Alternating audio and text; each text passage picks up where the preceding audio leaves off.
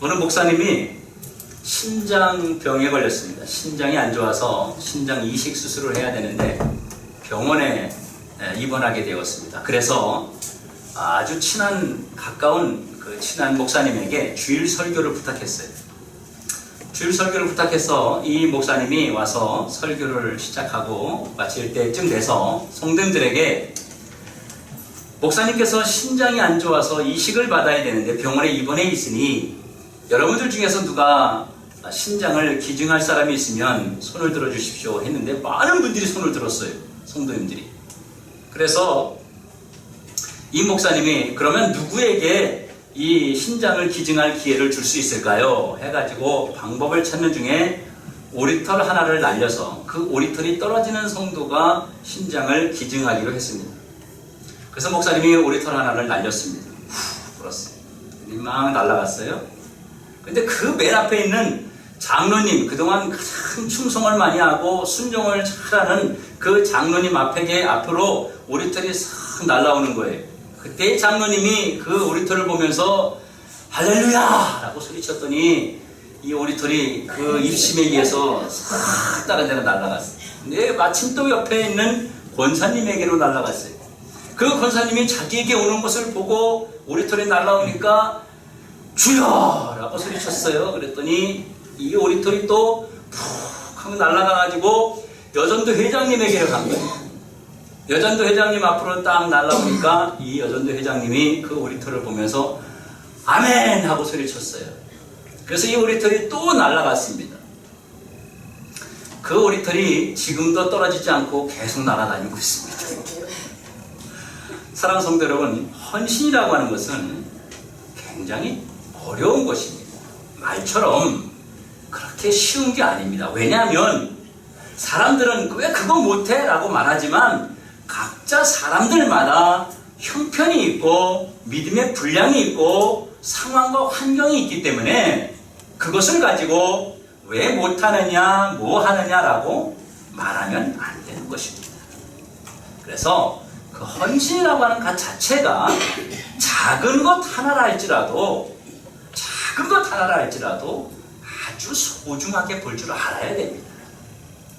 밖에 쓰레기 하나를 줍는 것을 있더라도 그것 하나 소중하게 여겨줄 줄 아는 것이 바로 성숙한 신앙인이고 신앙의 믿음을 가진 사람이라고 말할 수 있는 것입니다. 오늘 본문에 아브라함은 100세에 얻은 아들 때문에 너무너무 행복합니다. 아브라함의 최고의 행복은 100세에 얻은 그 아들 이삭을 바라보는 것이 가장 인생에서 큰 행복입니다. 정말 100세가 되어서 아들을 얻었으니 그 아들을 눈에 넣어도 아프지 않을 만큼 그렇게 사랑스럽고 귀하기 그지없습니다. 그런데 사실 이 아브라함보다 더 좋고 행복한 사람은 엄마 사라였습니다. 그렇지 않겠습니까? 엄마 사라는 아브라함보다도 더 행복했어요. 아들만 생각하면 잠을 잘 수가 없었고 아들만 생각하면 두 손에 힘이 불끈불끈 들어갑니다. 정말 사는 재미가 이런 것이구나 할 정도로 그 노년에 얻은 아들 때문에 정말 잠을 잘 수 없을 정도로 행복하면서 참 행복하다 그러면서 살아가고 있습니다. 그러던 어느 날 하나님께서 아브라함에게 찾아오셔서 말씀하시는데 내 아들을 번제로 드리라는 것입니다. 여러분, 번제가 어떤 것입니까? 번제는 짐승을 잡아서 피를 다 빼고 그리고 팔, 다리를 다 각을 뜬 다음에 그 짐승의 내장을 다 꺼내고 그리고 장작더미 위에 제물을 올려서 불을 붙여서 태워서 드리는 것이 번제입니다. 그런데 어떻게 아들을 번제로 드릴 수 있겠습니까? 그것도 아주 잔인한 방법으로, 그것도 다른 사람이 아닌 아비가 자식을 그렇게 드린다면 남들이 뭐라고 하겠습니까? 그 정상적인 아비라고 볼 수 있겠느냐는 것입니다. 청천벽력 같은 그 소리에 아브라함은 자신의 귀를 의심할 수밖에 없었습니다. 내가 혹시 잘못 들은 거 아닌가 하는 그런 생각을 하게 되었습니다. 아브라함은 아무리 생각해도 아들을 번제로 드릴 수 없었습니다. 다른 것은 몰라도 아들은 절대로 드릴 수 없었습니다. 왜 드릴 수 없었을까요? 하나밖에 없는 아들이기 때문에 그렇습니다. 그리고 또 하나는 더 이상 자식을 낳을 수 없는 형편이기 때문에 그 외아들을 독자를 드릴 수가 없는 것입니다. 또 하나의 드릴 수 없는 이유는 아브라함은 그저 믿음이 있어서 하나님한테 직접 음성을 들었기 때문에 드릴 수 있다고 치지만 그 아내 사라는 그것을 인정하지 않을 것입니다. 그 엄마가 얼마나 반대할 것입니까? 아마도 키를 쓰고 안 된다고 할 것이 뻔하기 때문에 드릴 수가 없습니다. 또 이 아브라함이 내가 이삭을 내 아들을 드리겠다, 번제로 드리겠다라고 하면 아마도 아비 아브라함을 죽여서라도 이삭을 살리고 싶을 것입니다. 여러분 입장 바꿔 생각해 보세요. 여러분 남편이 여러분의 아들, 딸을 죽인다고 하면, 하나님께 바친다고 하면 정말 독한 사람은 그 남편을 잠잘 때 몰래 죽여서라도 그 아들을 보호할 것입니다. 남편들은 조심해야 됩니다. 아내들은 조심해야 돼요. 자, 그뿐이 아닙니다. 그것뿐이 아니라 아브라함이 데리고 있는 그 종들이 만약 이 사실을 알게 된다면 어떻게 되겠습니까? 주인이 자기의 아들도 드렸는데 종들의 아들을 달라고 그러면 어떻게 하겠습니까? 또 그렇게 할 게 뻔하지 않겠어요? 나도 내 아들 드렸는데 니들도 너희들 아들 내놔라고 하면 어떻게 하겠습니까? 그러면 그 종들이 아브라함을 두려워할 뿐만 아니라 아브라함을 대적하게 될 것입니다. 정말 어떤 종들은 자기 아들을 드리기 싫어서 아브라함을 살해할지도 모릅니다. 그뿐만 아니라 사람을 신에게 드리는 것은 인신제사입니다. 이 이방 우상들이 가장 좋아하는 것이 뭐냐? 사람을 산채로 드리는 것을 가장 좋아했습니다. 가장 귀한 것으로 여겼습니다. 그래서 만약에 하나님 앞에 이삭을 그렇게 산채로 드린다면 다른 모든 사람들이 생각할 때 하나님을 하나님으로 인정하는 것이 아니라 이방의 우상으로 그렇게 인정하고 하나님을 그렇게 볼 것이기 때문에 하나님을 위해서라도 아들 이삭을 드릴 수 없다는 것입니다. 이런 형편과 사실을 아브라함은 너무나도 잘 알고 있습니다.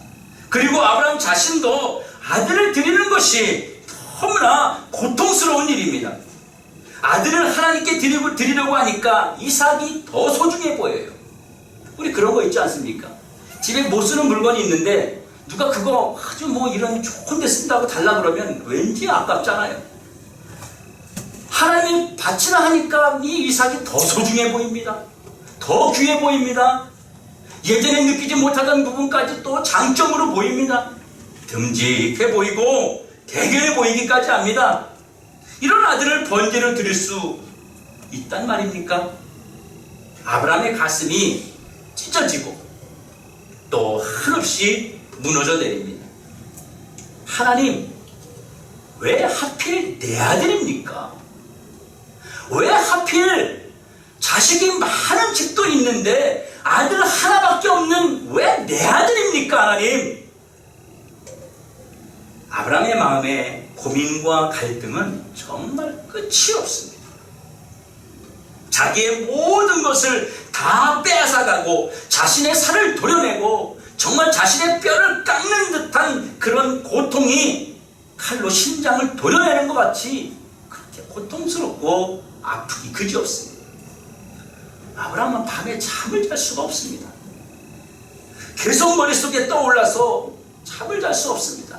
아브라함은 절규합니다. 하나님 정말 너무하십니다. 주실 때는 언제고, 그것도 100세에 주실 때는 언제고, 이제는 빼앗아가려 하십니까? 하나님 도대체 왜 이렇게 변덕스럽습니까? 차라리 저를 데려가십시오. 이런 상황에서 여러분이라면, 우리 성도님들이라면 어떻게 하시겠습니까?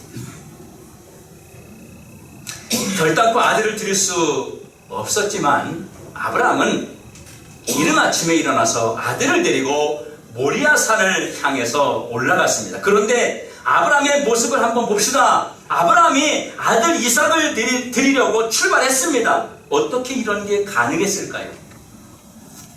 고민하고 고통스러워하고 힘들었을 것은 뻔한데 어떻게 이런 결정을 내릴 수가 있었느냐는 것입니다. 아브라함은 하나님의 말씀을 듣고 하나님께서 자신에게 하신 자손이 별과 같이 많아질 것이라는 그 약속을 기억하고 그 약속을 믿는 믿음으로 아들을 드리기로 결단한 것입니다.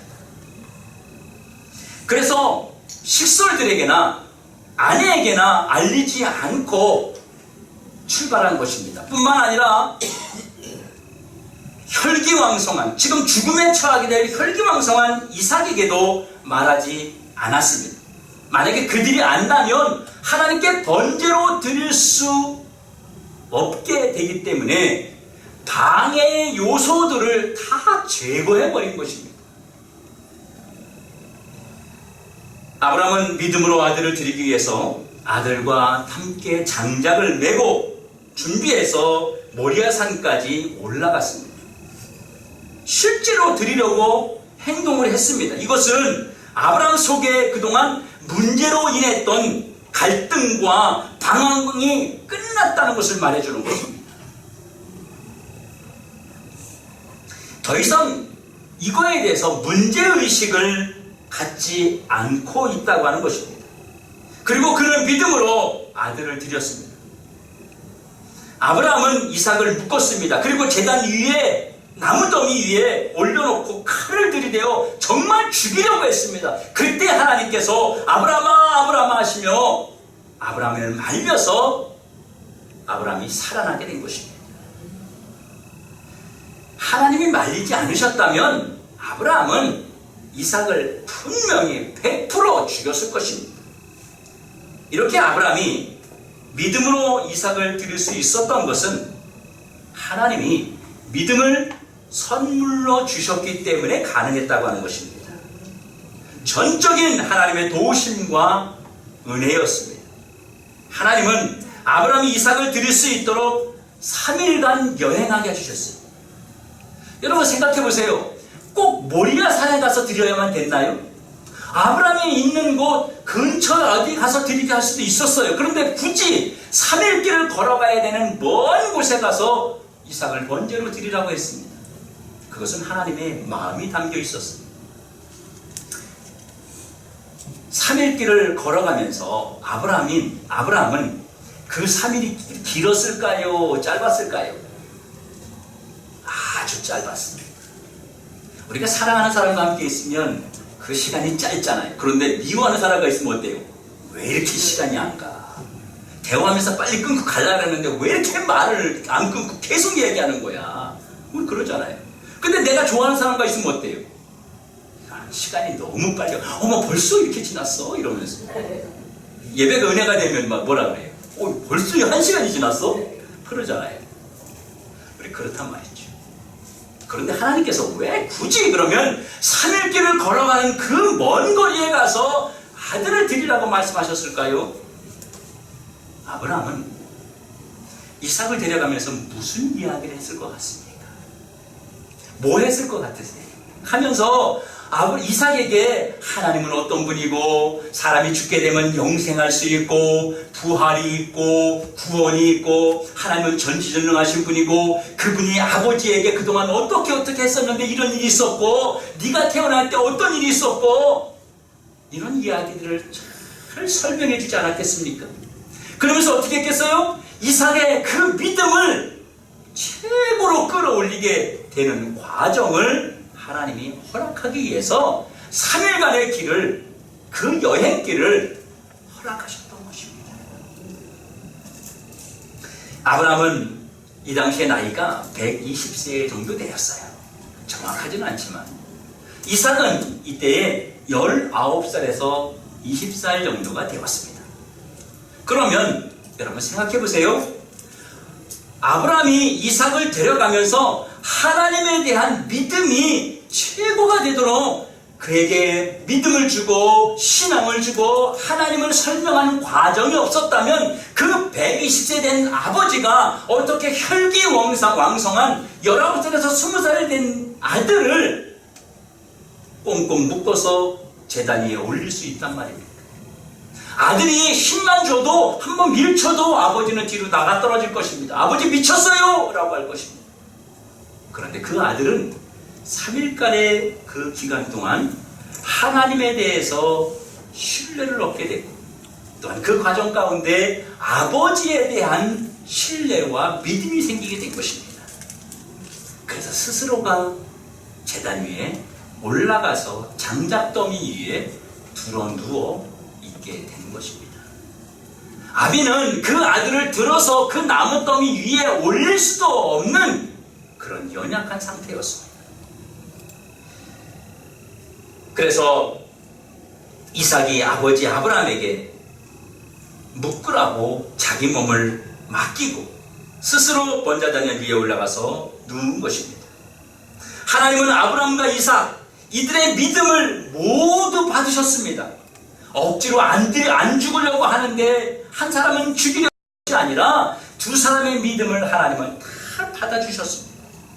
하나님은 아브라함과 이삭 이들의 믿음을 모두 받으시고 그래서 아브라함과 이삭을 위해서 하나님이 미리 순양을 준비해 두셨던 것입니다.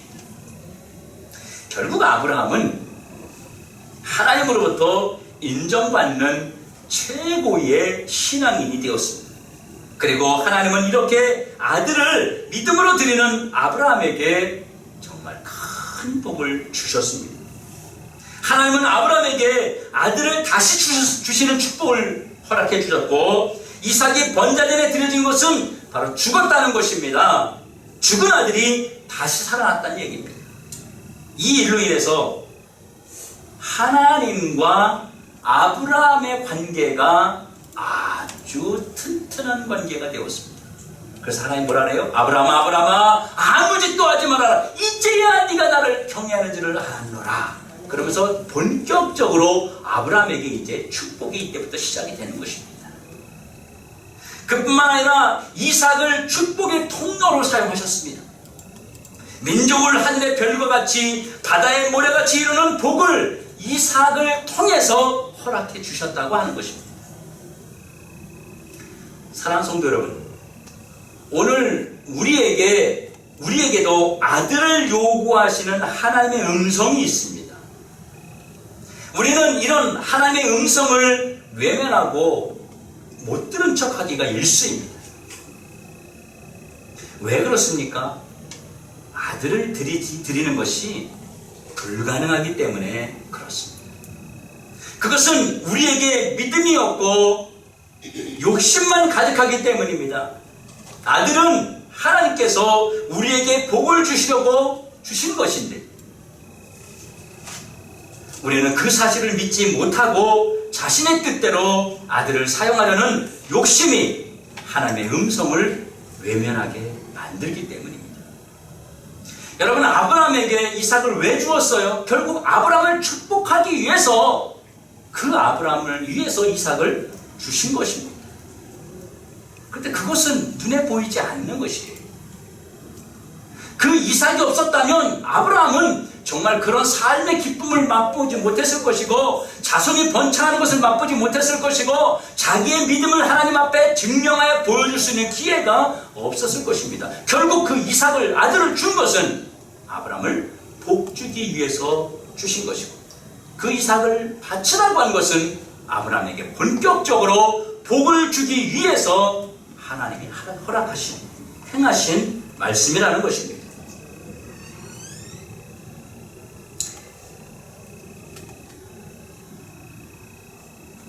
그러나 우리는 다른 것은 몰라도 아들만은 아들만은 드리지 못한다고 지금도 우리는 거부하고 있습니다. 여러분, 아들이 누굽니까? 내 삶의 바로 전부입니다. 아들의 귀중함과 가치가 도가 지나칠 정도로 너무 강하기 때문에 도저히 드리지 못한다는 것입니다.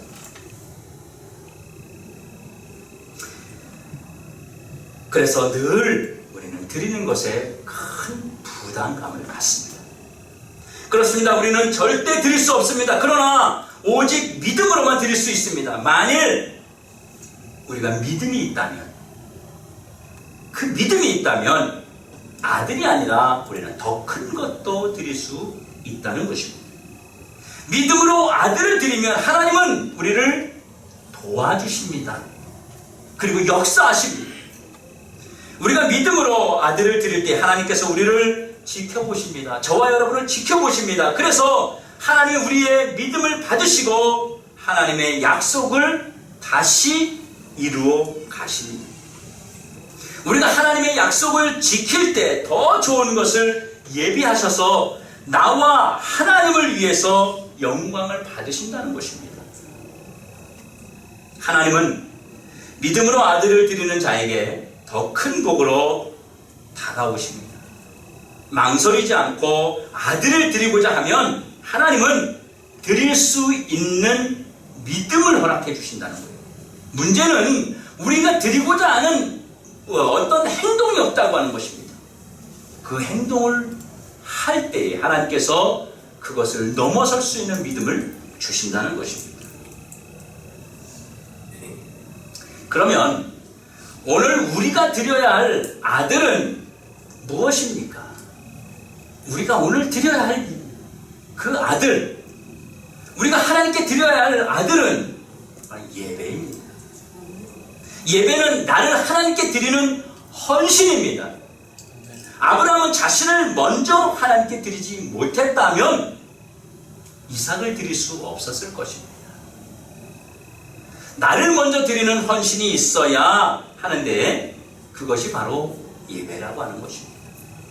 하나님께서 예배를 통해서 나의 믿음과 진심을 보여드리는 것입니다. 하나님께. 하나님 앞에 예배를 드리면서 나의 정성을 보여드리는 것입니다. 올 한 해 남은 주일이 27주 남았습니다. 오늘 빼고. 여러분, 이 27주를 예배에 여러분 목숨을 한번 걸어보십시오. 그러면 하나님께서 우리 삶에 반드시 복을 주실 것입니다. 그러면 어떻게 예배를 우리가 드려야 될까요? 시간과 장소를 지켜야 됩니다. 하나님과의 그 대면의 시간인데 우리가 하나님보다 늦을 수 있느냐는 것입니다. 하나님은 우리를 만나기 위해서 미리 와서 기다리고 계시고 대기하고 계시는데 우리가 하나님 앞에 오는 시간이 늦어서야 되겠습니까? 예배는 적극적인 참여가 있어야 합니다. 가만히 앉아서 드리는 것이 예배가 아닙니다. 찬송할 때 크게 정확하게 찬양을 해야 되고, 기도할 때 아멘으로 화답해야 되고, 말씀을 들을 때 그 말씀과 같이 되기를 원한다는 마음으로 여러분 아멘으로 화답해야 되는 것입니다. 좀 낫네. 우리 교회는 아멘이 없어가지고 내가 늘 그렇다고 아멘을 강요하는 것도 참 힘들고 그래서 저는 뭐 강요는 안 해요. 뭐든지. 그러죠? 제가 뭐 강요하는 거 봤으면 교회에 뭐해? 헌신이고 봉사하고 뭐 하나 강요 안 합니다. 안 하면 제가 합니다.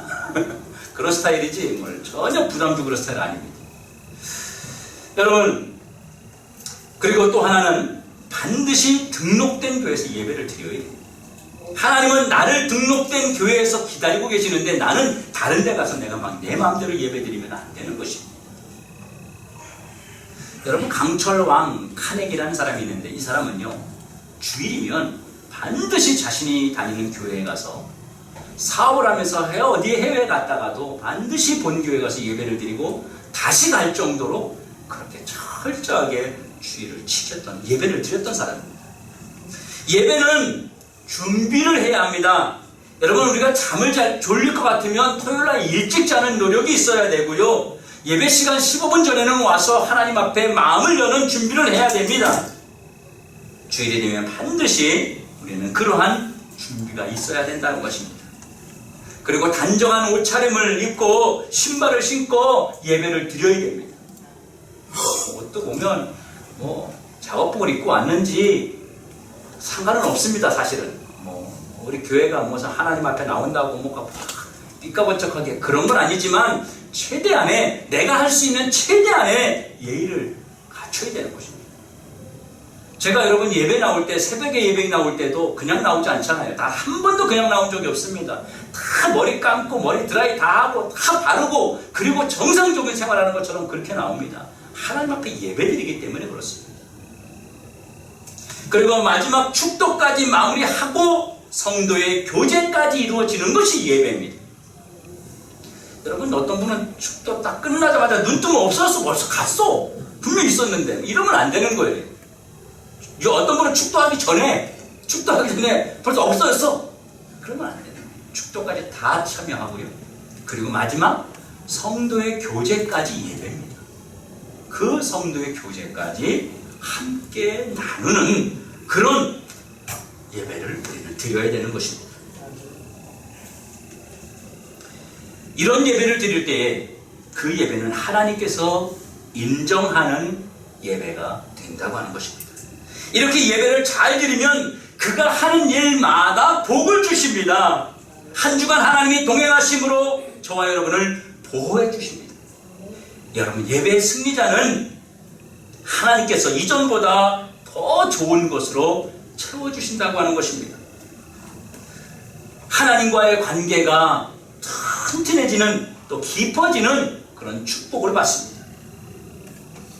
하나님께서 우리의 삶에 형통함을 주십니다.